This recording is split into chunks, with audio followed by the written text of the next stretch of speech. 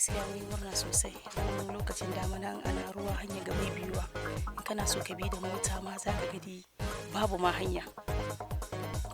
Akwai ma wani rami nan matuka wurin bai da dadin bi ko kaɗan. Ba ka ma iya fitowa don ba ka gani ko ta kwata. Ko ta ina ji kaman shekarar can da ya wuce. Wata mata ta hada ma cikin kwatan nan. Ba a gani kwata-kwata wurin ya shafewa yake ba ka gani. Duk ruwan da yake ta bayan nan gangarwa yake zuwa nan ga ba a magani kwata-kwata. Gaskiya mun ji daɗi game da wannan abin don abin farin ciki na gare mu abuna wanda yana ci mana tuwa ƙwarya saboda ruwa suna shiga gidajenmu lokacin damana kuma mun ji daɗi ƙwarai. Allah ya saka da alheri. Gaskiya mun gode Allah ya saka da alkhairi ko mun so mai Allah na abbe no haba dan bamu da zarahin yanzu kuma shi da Allah ya bashi zarahin mun gode Allah shi ba da lada shi saka da alkhairi.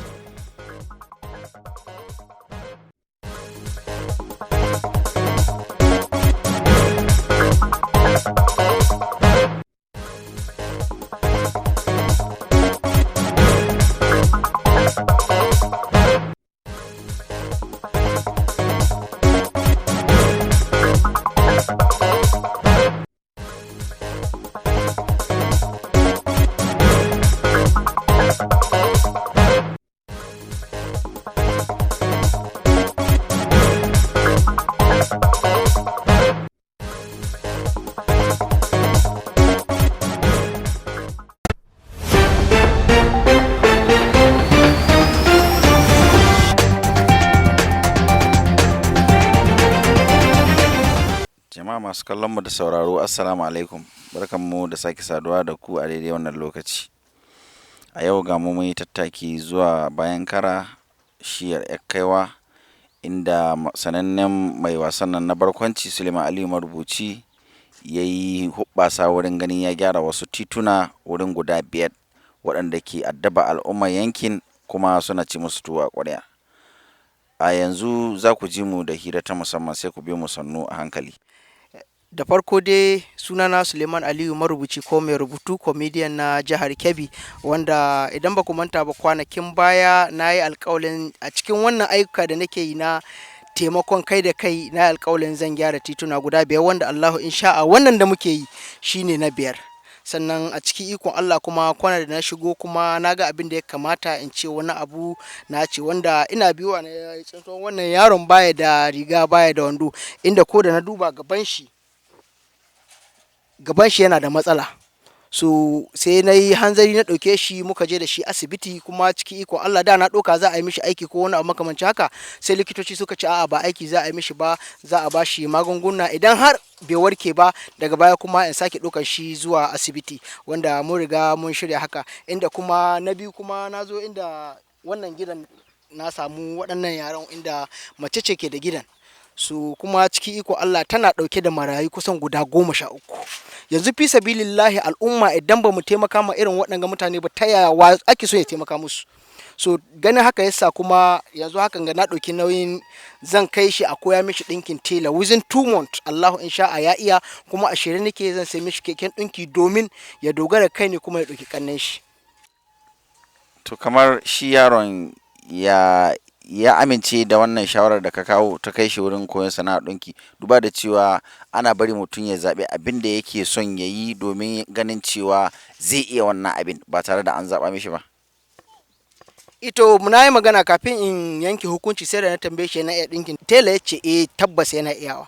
So shi yasa na yi alƙawalin zan ɗauke shi in kai shi wajen mai ɗinkin tela, wanda na kira mai ɗinkin tela Allahu insha'a da mun gama aikin ga zan kai shi, kuma na tabbatar da cewa tun da ya ce zai iya cikin wata 2 Allahu insha'a, don saboda wanda zan kashe ba zai mishi keta ba, zai koya mishi ɗinki, kuma mun yi alƙawalin Allahu insha'a in ya iya za mu sai mishi keken ɗinki. Suleiman Aliyu Marubuci ya ɗauki nauyin gyara wannan hanyar, me za ki ce game da wannan? Gaskiya mun gode Allah ya saka da alkhairi ko mun so mai Allah na abbe no haba dan bamu da zarahin yanzu kuma shi da Allah ya bashi zarahin mun gode Allah shi ba da lada shi saka da alkhairi. Kamin a yi wannan gyaran, duba da cewa muna cikin damana, akwai wani kalubale da kun ka taɓa fuskanta, misali kawar ambaliyar ruwa sanadiyar ruwan da ke taruwa wannan wurin? To gaskiya sai dai masu wucewa haka hanya ko masu motoci masu mashinuka gaskiya suna damuwa da irin ruwa haka daga kwanci, gaskiya shi kadai ne. Wani kira da zaki iya yi ma masu hannu da shuni 'yan kasuwa harɗi da 'yan siyasa domin su ga cewa sun yi ire-iren waɗannan ayyukan domin a kawo ma al'umma sauƙi? gaskiya yana da kyau masu hannu da shuni da masu kuɗin mu gaskiya su taimaka ma talakawa irin haka nan dan saboda in dai an ka samu mutum guda wanda zai yi wani ya zo ya yi kaga abin zai haɓaka a tashi amma a ce wai sai talaka ya hito ya yi abu kuma bai da zarafin abin nan gaskiya ya yi daidai masu kuɗi su hito su taimaka ma talakawa dan talaka shi bai da abin da zai yi. A shi Allah ya kaddari ana aikin wannan hanya wadda ta daɗe tana cima mutanen wannan yankin tuwa ƙwarya wanda Suleiman Aliyu marubuci ya ɗauki nauyi. Me za ka iya cewa game da wannan? Gaskiya mun ji daɗi game da wannan abin don abin farin ciki na gare mu abu na wanda yana ci mana tuwo a ƙwarya saboda ruwa suna shiga gidajen mu lokacin damana kuma mun ji daɗi ƙwarya. Sunana Hafsatu Abubakar matar Zinga.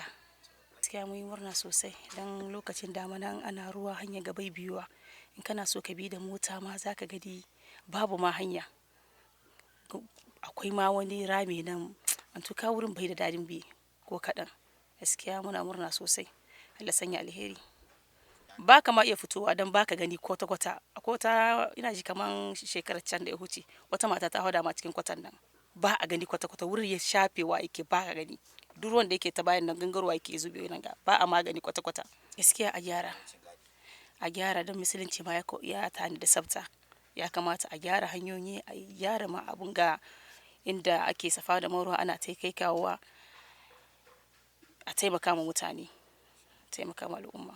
Malam gashi Allah ya kaddari ka biyo wannan hanyar da ake gyara ta bayan kara kwana kaiwa inda wani ya ɗauki nauyi sanannen ɗan wasan barkwanci Suleiman Aliyu marubuci. Wani irin farin ciki kake ɗauke da shi? Yana farin ciki na jin daɗin da ya sa an ka gyara wannan hanya. Kamin a yi gyaran wannan hanyar duba da cewa ruwa na taruwa tana kawo muku ƙalubale musamman ga sana'ar ku ta kabu-kabu. Akwai wata rana da ka biyo ga hanya ka kasa wucewa saboda matsalar ruwan da sun katar hanya? Hakan na biyu gaskiya irin na ji daɗi kuma na farin ciki gaskiya da gyaran wannan hanya da aka yi.